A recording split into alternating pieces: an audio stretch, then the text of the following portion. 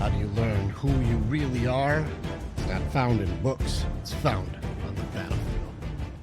What's up, warriors? It's good to see you guys. My name's Rick, and I'm going to be helping you guys go through what's been working for people, like actually globally. I've been working with people all over the world. I've had people from everywhere from Europe, with South Africa, you got Australia. I mean, we can keep going, Kuwait, like people all over the planet have been working with me, and I've been working with them on how to help through anxiety. I can see some of my warriors who are actually in here right now are some of the people I've actually been helping them work through anxiety. Even Mike, I see on here, who this week was like, you know what, I feel I no longer need the medication that I was on to be able to fight this anymore. I'm now feeling more clear and more prepared. So this is going to be a training where we go through all of the pieces that are to get to the root.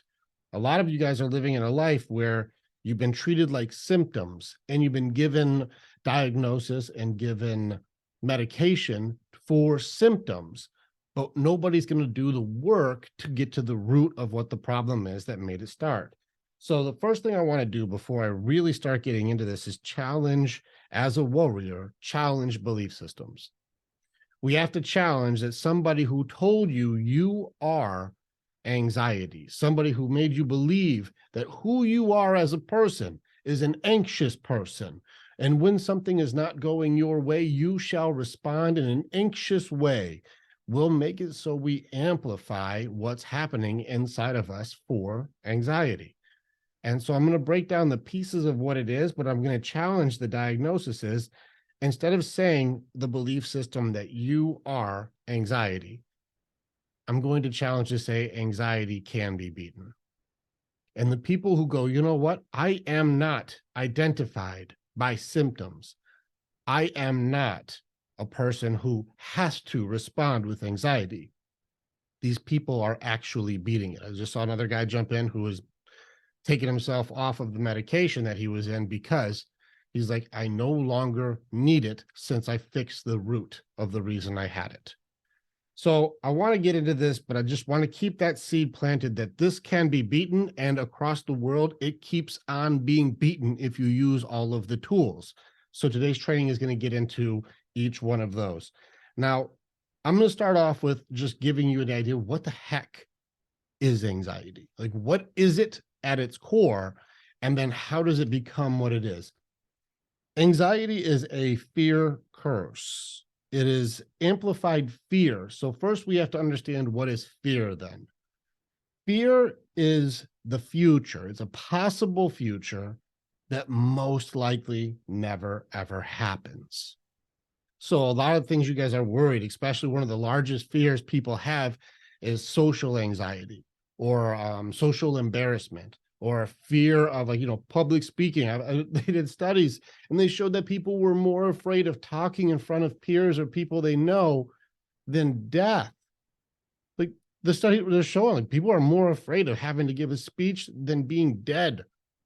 I'm like, that's a wild thing to be. One's highly controllable. And so fear is possible futures. Anxiety is the futures multiplied. I'll give you the example of, if you have your computer open and you were to open multiple tabs of all the possible futures that could go wrong.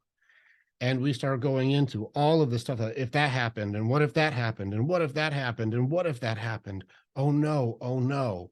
And we start running into an issue where all of the tabs are open, but you're not able to solve all of the tabs. There's too many variables. Now throw in the variable of it being the future. Because it's the future, you also don't know who's going to be interacting, who's going to say what new characters will be there, or what new events may happen during that. So it leaves you with 50 plus tabs open of things that could go wrong, none of them solvable, and I have an emotional attachment to each one. I'm not doing anything. Screw this. I'm not going. I'm not doing it. I'm going to do my defense mechanism is going to be fight or flight, most likely flight. I'm not going. I'm not doing it. I'm going to stay home. I'm not going to even deal with this craziness. Too many things that I don't have control over. The reason that you do this is not because you're screwed up. Again, I'm going to challenge belief system.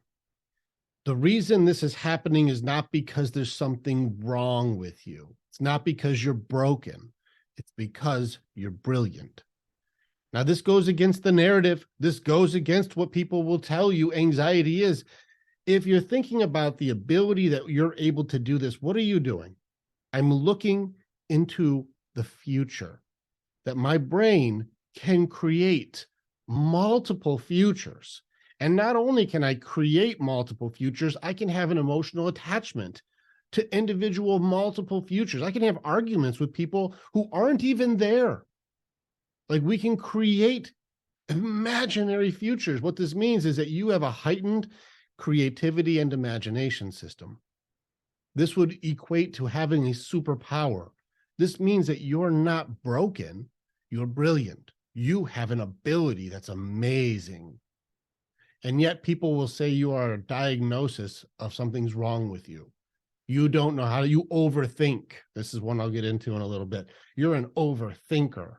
You're not an overthinker. You just have to learn how to train yourself to process all of this information that you're able to build and create. It's not because you're messed up. It's because you have an amazing untrained ability that controls you instead of you control it. So let's do another challenge here. Instead of us just assuming like, okay, well, you don't know what you're talking about because, I've got to take medication. I've got all these things. You don't understand. You don't understand. Let's do a test. I'm going to do a test to see if this is something that you were born with, or is this something that came on later in life? So the way that we test this is think about a scenario in your past that you had anxiety over. Like, I know that if I have to give the speech or ask somebody out or learn a scary new skill, whether it's like first day on the job, learn how to drive, doesn't matter what it is, my first day on the team, and I have to learn a new skill or give a speech and social embarrassment, name something I have to do in the past. Now think of that day in the past and remember, I had anxiety around that day. If you look back at any of those moments, look back at that exact moment, do you still have anxiety right now? Like thinking of that speech, that particular one, or I had to learn how to drive and there's so many things that could go wrong and I was really nervous. Or, what if I ask them out and they say no? If you think back, do you still get anxiety thinking of that particular moment? If you're looking back and going, well, no, I nailed that speech. I actually crushed it. I did really good. Or no, I asked them out and they said yes, and we've been together for a long time. Or, well, I've been practicing the skills for driving and I no longer have anxiety because I'm now trained and competent. So I'm not afraid of that anymore. If you look at any of your past things and you can say that thing gave me anxiety then, but it doesn't give me anxiety now, this means you're not clinically broken. This just means there's a piece inside of you that doesn't process the possible futures clearly yet.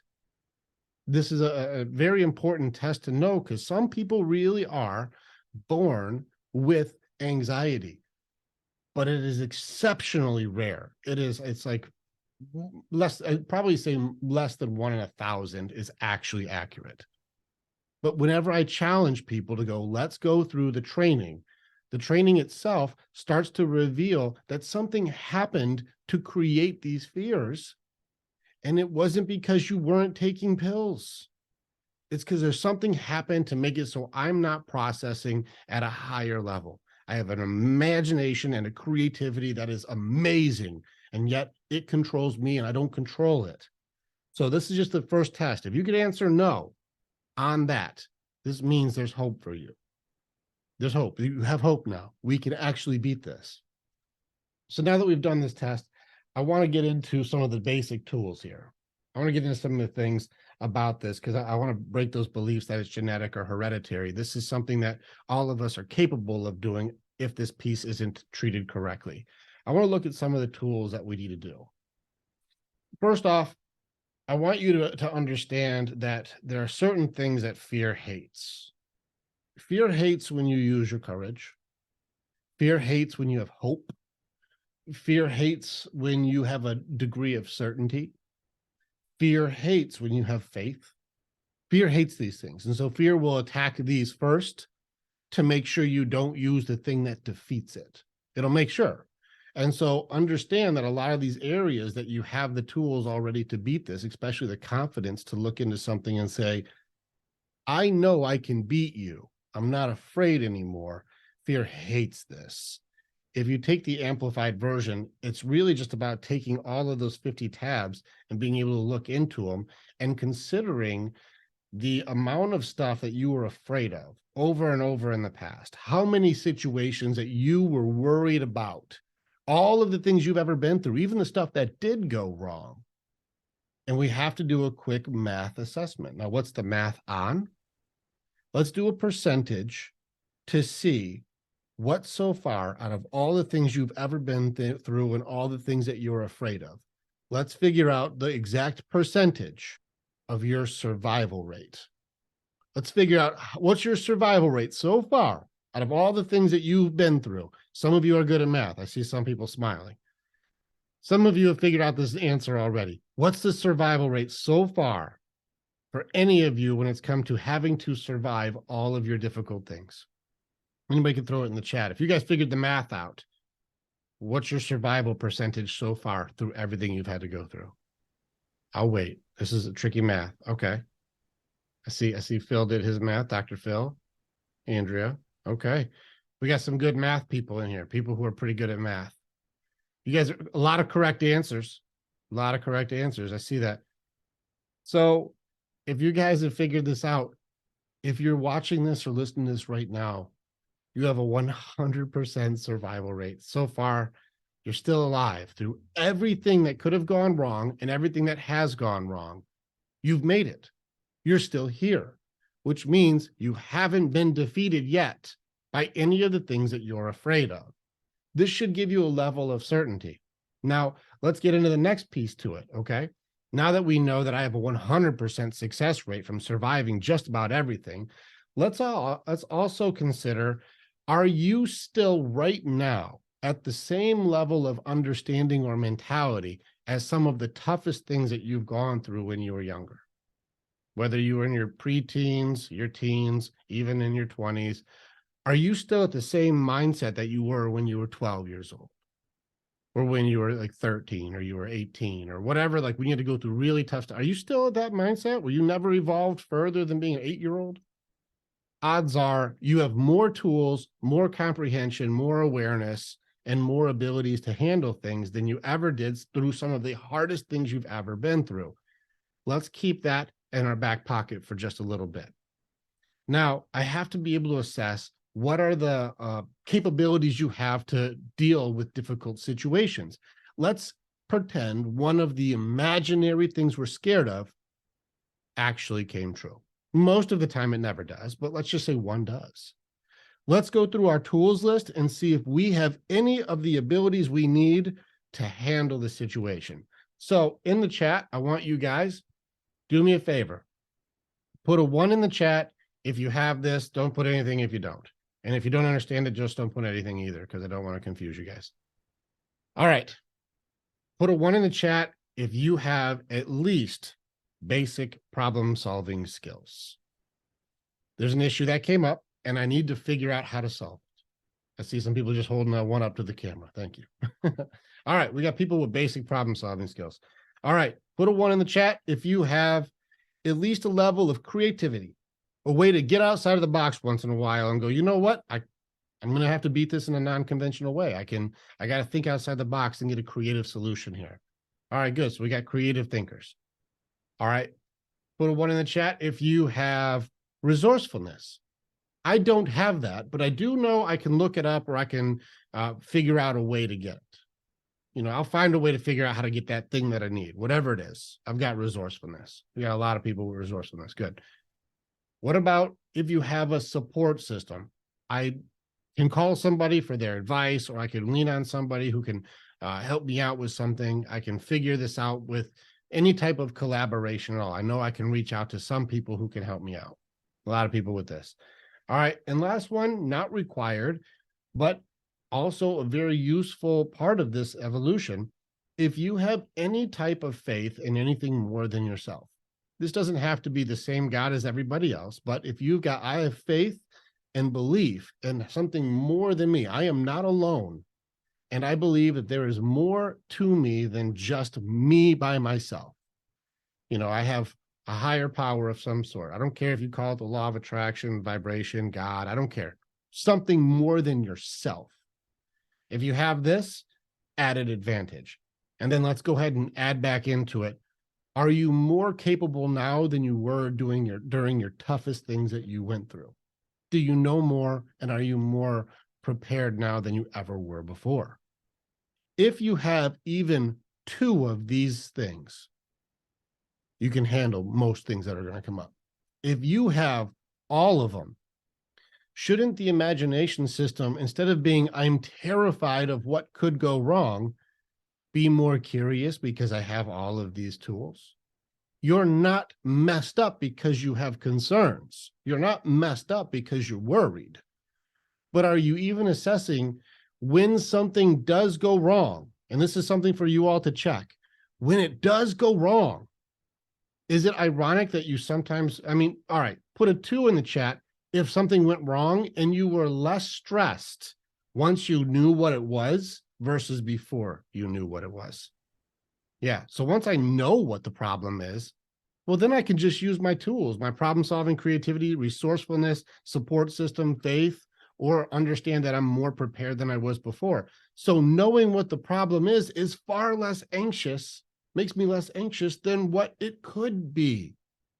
Now, remember the definition of fear. It's not real. It's possible future. So here we are now, fighting make-believe, because make-believe is scarier than reality. Soak that in for just a second. Make-believe to me is scarier than reality. Because if you have reality hit, I see a bunch of 2s in the chat that you're more capable to handle something when you know what it is than when you don't. This is a powerful moment to realize, shouldn't I be doing what is the definition for how to face anxiety? Is understand that the answer is, I don't know the answer yet. Write it down. There's no way, Rick, it can be this simple. Write it down, and you should be challenging this.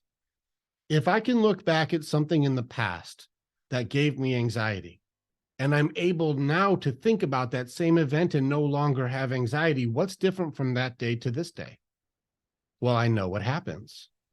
So isn't the answer then, I just don't know what happens yet, and that's why I'm worried? You have an amazing brain. You can create possibilities that aren't real. Now, real talk, throw a 2 in the chat if you guys have ever created a conversation that's a conflict in your head and had full arguments with somebody who wasn't even there. You guys can even be very open and be like, I had screaming matches on the drive home with the things that my person might say. Let's go ahead and take a moment. If you're having an argument with them inside of your head, who is creating their answers for them? It's you. I see people catch on for it. It's me. You're creating the answers for somebody else based on your fears and your experiences and your past and your stuff that you're concerned about. And what's funny is you're having a full-out screaming argument with them with the emotions attached. Who are you arguing with? Yourself. Now you're creating an anxious argument where you're worried about what they're going to say and how you're going to yell at them and you're going to tell them, and we're in it and we're having a conflict. And then you get to see that person and they don't do any of the things that you created. In fact, you're ready. Like, Duke's ready. You're ready to go. And they're like, hey, what's going on? How was your day? And you're like, oh, don't you, after the argument we just had, don't you, how was your day, me? After that shit you just said in the car, don't you, how was your day, me? Oh, and the real person is like, I don't know what you're talking about. You just argued with yourself in the car and you called it me. This is how amazing our brains are. Why does this system exist? Why do we have a system like this? Why would we even have something like this? So I'm going to give another explanation. This is another way I've seen anxiety, why it's in place the way it is. Fear is designed not to make it so that we're scared all the time, but it's designed to make it so we can be aware of danger. That's the reason fear exists. Like, is this dangerous or not dangerous? This is something where our survival mechanism can kick in and we can be safe because we're not going to put our head in an alligator's mouth, or we're not going to jump off of a cliff. So things that we're afraid of are associated with there could be danger involved or a negative outcome or pain. Worried about pain in some way, shape, or form. We have to protect ourselves from being hurt. So let's look at the animal kingdom. Let's say, let's use a gazelle or a deer or wild boar. It doesn't matter. Pick a animal. And this animal, if it's grazing and just doing its regular animal day, is all of a sudden being chased by a lion. A lion comes out and starts chasing after this deer. That deer's like, oh, damn, and starts juking and jiving and running. During that system, all of the other functions inside of that animal is going to shut down. The digestion system shuts down, reproduction shuts down, adrenaline goes up, everything gets heightened because all of the systems need to be shifted into survive. We do not want to get caught. We will die. I don't want to die. I need to survive. Time to turn all my resources into survival time. Okay. Now, after this animal gets away, that animal will go, okay, no longer in life or death scenario. Let's calm it down. Go back to eating, go back to making some babies, and go back to regular life stuff. Calm it down. The animal will just shift right back, right? Our brains are so advanced, we can create the feeling inside our bodies that we're being chased by a lion when there is no lion. It could be taxes. It could be a conversation with a spouse. It could be a disagreement with a best friend. It could be asking for a raise at work. It could be being unappreciated in a situation. It could be whatever. There's all these things that we start creating anxiety over, and we make up our own lion. We make it up. And so our body will act accordingly. Digestion starts to struggle. And our heart starts to go faster and produce more adrenaline and more energy. We're no longer as excited about reproduction or having sex because I'm freaking out right now, and I'm not interested in that because I have to survive my imaginary lion. Scary. My body is in lion mode most of the time. This is where we have to use the next tool here. We have to be aware that what's happening is we are creating our own lions because we're creating all of these possibilities that could happen. And we run into that I don't want to do anything feeling. I'm paralyzed by the possibilities. I'm creating lions. They're not real, though. What I want you to do is be able to challenge the thought process that I'm being chased by a lion by having what we call a tool called presence in the present. I need you guys to give your awareness a damn chance here to look around and challenge fear directly by saying, is what I'm afraid of happening right now? Look, be a silly, like, now all jokes aside, if I were to say I'm looking around for a lion, like, all right, we could argue, but real talk, I've got no threats in here. I'm not in danger at the moment. So if I were to have a danger response with no danger, at least a mild amount of presence in the presence can help me realize I'm not in danger right now. I think it was a Lao Tzu quote where he was talking about if you have depression, you're in the past, and if you have anxiety, you're in the future, but peace is in the present. And being able to look around and say, hey, hold on. My amazing brain has just created multiple things that could happen. I also connected my feelings to all of the things that could happen. And I also don't know exactly what could happen. So now I'm even more worried because it's the unknown. Never assessing, I have a 100% survival rate, and I have a massive amount of resources with problem solving, the resourcefulness, creativity. I've got a support system. I've got a faith and belief that I'm going to be okay, and way more tools than I ever did with any past scenario I've been through. With all of that in your corner, wouldn't it make more sense to be curious than scared? Wouldn't it make more sense to go, I'm actually really curious on what's going to happen, because once I know this, I have less anxiety because I know what it is. And then I can use all of my resources to be able to challenge or face whatever that is. And every single time I have done this, without fail, 0% deaths, I have succeeded to survive it, no matter what it is. Is it funny that we're so afraid of make-believe when you've survived everything that's been real? It's an interesting thought, right? You have survived everything real, but you're scared of things that are not. And a lot of times the way fear does not like you to work is have faith, have courage, have hope, and turn the light on. Because in the dark, anything could be there that could be terrifying. But if you turn the light on, you'll realize nothing's there, or you just left the radio on. And you're like, oh, well, I thought that was something totally different. But the reality is you can handle most of the things that are going to happen. There is no lion. Have presence in the presence to challenge it. Now, for those of you who are curious, what does it look like if I do start to get this under control? What does the healthy version, if you're telling me I'm brilliant and I'm not broken, and there's a way to make this work, what does that look like? How do you successfully do this? Because I'm in so many things that could go wrong. I don't want to do anything. Let's look at what the healthy version of using your creativity and imagination looks like. Instead of calling it anxiety, I call it clairvoyance. This means I'm looking into the futures and I'm going to live out different scenarios that never happen, but I can still learn from and be prepared for.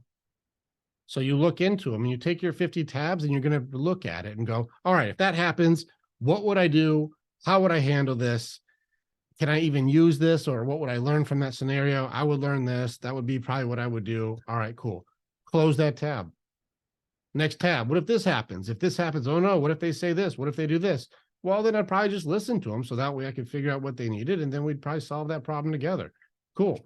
Close that tab. I already lived through that moment. All right. Next thing. If you practice going through these and not having all of them at one thing, but learning to go through and shutting down tabs to where you only have a few possibilities that could happen. And now you have room to create things that could go right instead of only things that go wrong. Well, now you're learning multiple life lessons without actually having to go through them. This is like looking into the future and being able to learn a lesson in the safest way possible. You have no risk, no danger, and nothing that can harm you because there is no lion. But if you need to bring your lion spray, go ahead. Because now if there was a lion, at least I'd be ready. Now, if some of you have lion spray, I'm going to be blown away because I don't know if is that a real thing? I know bear spray is. I don't know. But in any case, bring your bear spray. So you have to have presence in the present, but if you are going to look into the future, it's because you have the ability to do so. And if you train it, it makes it so you can learn things without having to go through it. That's pretty amazing. Your brain's amazing. Now let's go back to overthinking. But I overthink. No, you don't. You think incredibly. You just have to train yourself to process as quickly as you think by eliminating the stuff you don't need. Because some of this stuff is like, what if aliens come down and they steal our hubcaps and then our insurance rates go up? And you're like, okay, sure. If that happens, you and me will sort out the hubcap situation and, we'll look for insurance rates that match non-alien attacks. Fine. But we're worried about things that are not happening. There is no alien attack. There are no lions. We're fine. Can we have presence in the present, look around, challenge it? And if we are looking to the future, don't let it paralyze you, but learn from it and be more curious about what it's going to be instead of anxious that you can't handle it, because so far you've got a 100% success rate. So I want you to take these tools and this mindset, and I want you to work through the repetition of doing it. Doing so will make it so the practice of doing this over and over, recognizing it's beatable, getting to the root of what it is, which is a different part to it. This is a part of a program that we did put together. This is just one section in here. And I want to be able to share more of these with you. If any of you like, I need this information. I need to see what you're doing. I want these steps. I want the things. You can just go to the website, grab it up right now for very inexpensive. Randy, for anybody who's new in here, you can put the link in the tab. But also it's right on the front page there. If you want this information, you can just get it for super cheap right now. And then we are doing more trainings like this where I'm going to be doing the Q&As for people to help them get to their root of what was going on to create the need to have all of these possible futures scare me into not doing things. Once we kill the root, then we're able to start defeating fear and anxiety. Because when you realize that you're fighting make-believe, it gives you a way better chance to defeat it. Which goes back to what I said. You are not your diagnosis. This is defeatable. And if you can look back at your past and say, I no longer have anxiety over what was, then you have a fighting chance.